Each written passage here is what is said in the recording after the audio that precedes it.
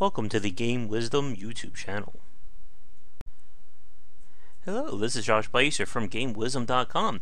Welcome to the first of, I'm hoping, multiple videos of what I like to call a critical thought. This is a video supplemental piece to the variety of written content I have on Game Wisdom. This is also my first time actually sitting in front of a camera and going to attempt to do this comfortably from this point on. Before we begin with the actual video, if you have any questions or comments about these pieces, be sure to leave them in the comments below. And be sure to check out the Patreon for Game Wisdom.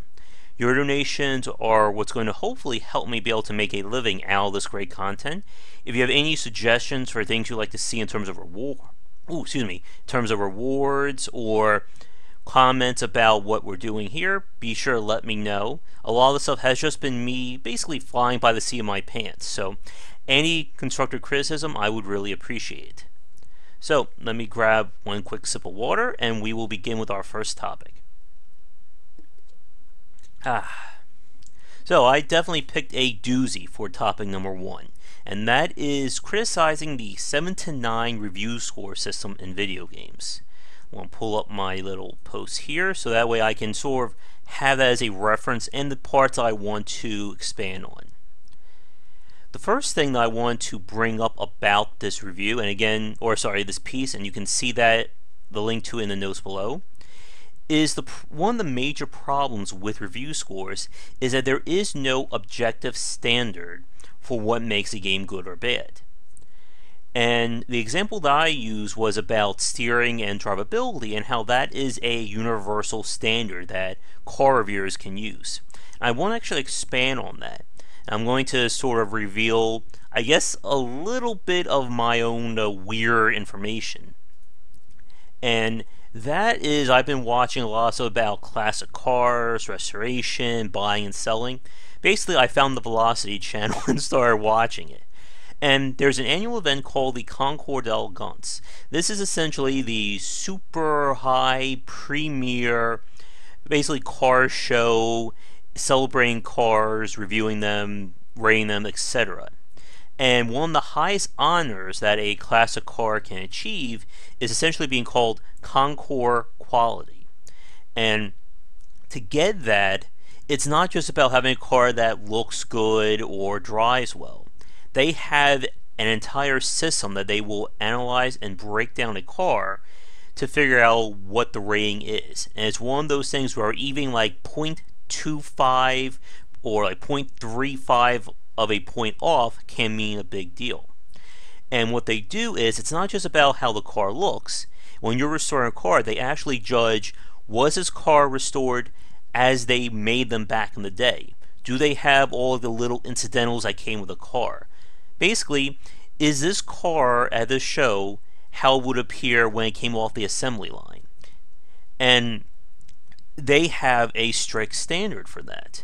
And because of that standard, that is something that is objective that can be applied to any car, because it's a universal standard and it's something that has been agreed and accepted on. Another example would be how comic books are graded. And for those of you watching this, you probably know that comic books are big money these days, especially the older ones. And there is an entire corporation or company that's responsible for grading comic books.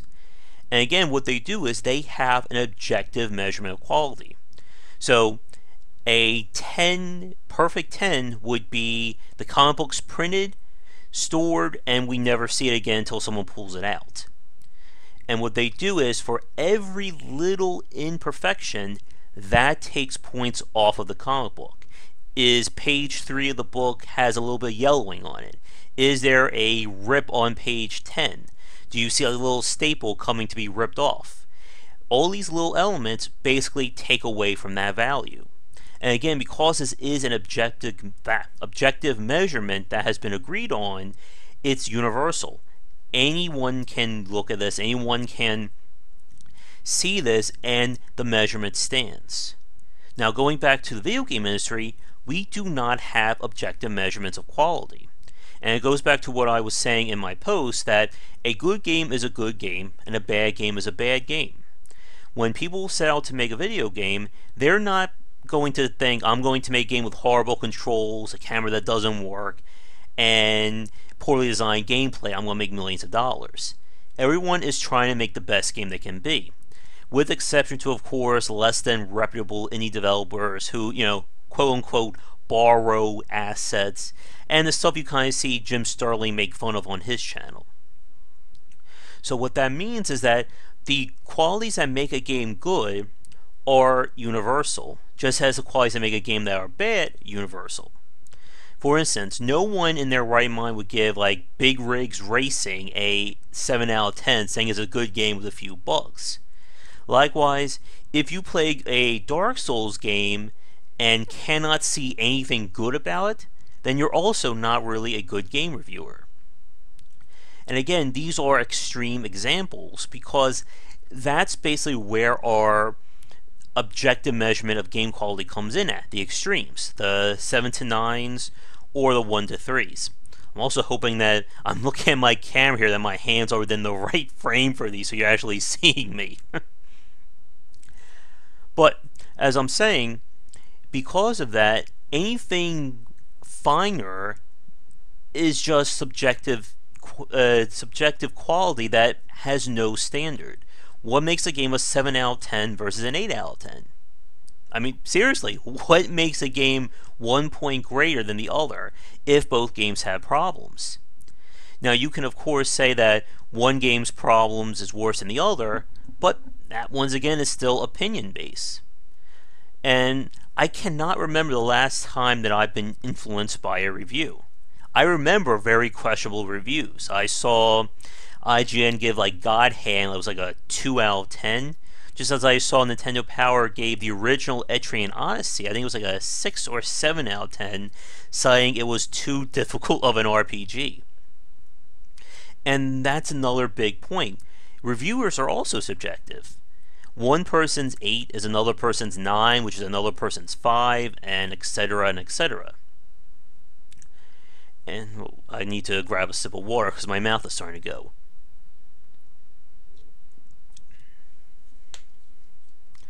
And that also calls into question 10 out of 10s. They're just the biggest load of crap that I can think of. Because once again, how do you objectively measure a game to give it a 10 out of 10? There just aren't any. We as an industry have no universal objective standards for what makes a game. I can tell you if a platformer is good or not. I've gotten quite good at being able to look at and analyze the abstract qualities of a game. But if you ask me to give that a rating, I have no effing idea. And where the basis for this post came from a few weeks ago. If you don't know, I've been cross-posting a lot of my pieces around the internet, trying to build up word recognition, get the name out about Game Wisdom.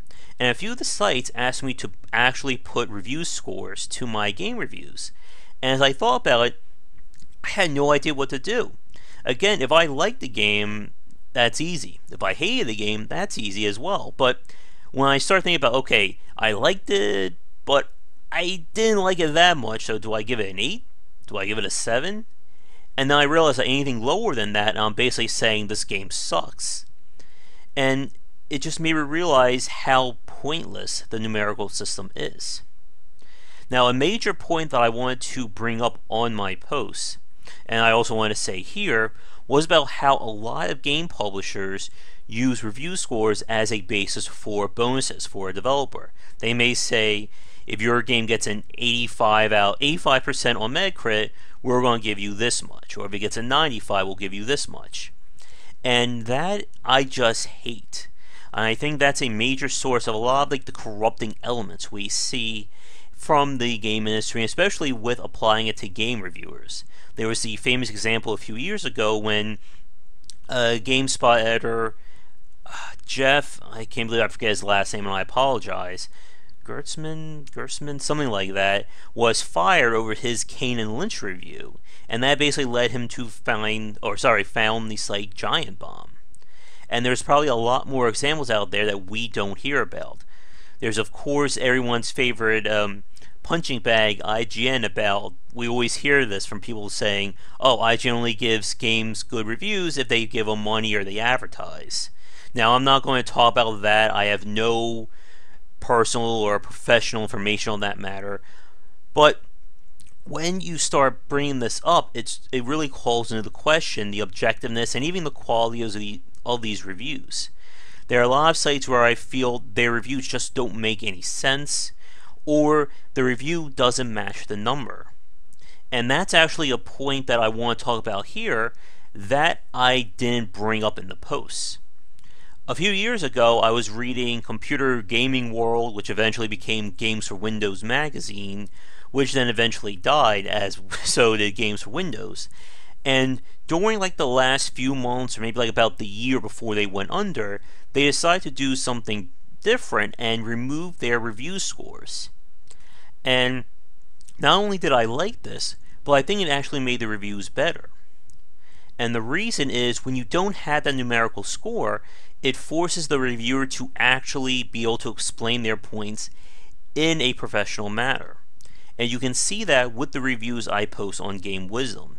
You can tell pretty much by reading my review whether or not I like the game, and more importantly, whether or not you will enjoy this kind of game. And I make sure to point out the pros and cons of a game's design. Now sometimes the pros outweigh the cons and vice versa. And you'll see that actually in an upcoming review on the site, which will actually be the basis for another critical thought. And I just feel that by not adhering to a numerical score, it makes it so that the review stands out more. And it's why I respect sites that don't go for review scores. Or if they want to have some kind of measurement, they go with something abstract. In my post, I talk about the Siskel and Ebert thumbs up and thumbs down, because that removes any preconception of objectiveness. You can't assign a numerical score to a thumbs up or a thumbs down. So you're forced to listen to what they say and then make up your mind about that. Their review is simply their own personal opinion. And you're going to trust that based on what you think of their professional reputation. And that's what I want to get by with Game Wisdom itself. I want you to read my reviews so you understand whether not only if I liked or disliked a game, but whether you're going to enjoy that or if you are going to appreciate the elements that I liked as well. And I think that is just about it for what I want to say regarding this review, or this critical thought. Again, if you haven't read the post yet, you can find it at game-wisdom.com. Link should be below. And thanks so much for watching this video. As I said, this is the first one I'm actually doing, so if you have any questions, comments, constructive criticism, whatever, leave them in the comments below. If you enjoyed the video, be sure to like and subscribe to the channel. Share with your friends, it always helps out. And as I always keep saying, check out game-wisdom.com. I know the audience here on YouTube may be different from the audience on Game Wisdom. Game Wisdom is mostly written pieces and my podcasts, while YouTube here is for video content. But if you want a deeper look at my own thought process, as well as the wide variety of posts there, you can find that there. Be sure to follow me on Twitter under GW Bycer for not only the latest updates of new content, but as well as my thoughts throughout the day. And as I said, please check out the Patreon campaign if you enjoy this content and would like to see me make more. Your donations can help to support the site and myself, and if we can hit some goals, it will mean more great content for everyone. And as I said at the start, if you have any suggestions for either things to mention, possible rewards to give out, anything like that, please let me know. As again, I'm learning this as I go, and a lot of it can just be me making first-time mistakes. So, thanks for listening to this critical thought on video game reviews. As I said, whenever I make a critical piece for the site, chances are I'm going to do a critical thought here. So, they should be coming a lot more in the near future. Thanks again for watching, and see you all next time.